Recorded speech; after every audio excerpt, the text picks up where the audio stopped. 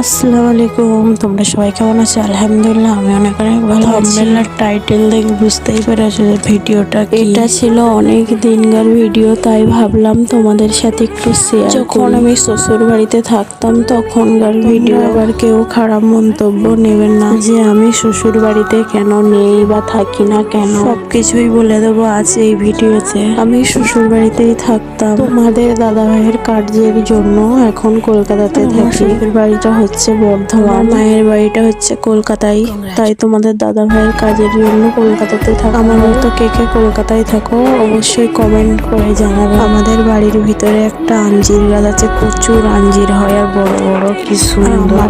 তো আঞ্জির খেতে ভালো লাগে, আমার মতো কার কার ভালো লাগে অবশ্যই কমেন্ট করে জানাবেন। দিনের মতো সকাল সকাল উঠে সব কাজ করে নিয়ে আমি চলে যাচ্ছিলাম কলে পানি আনতে।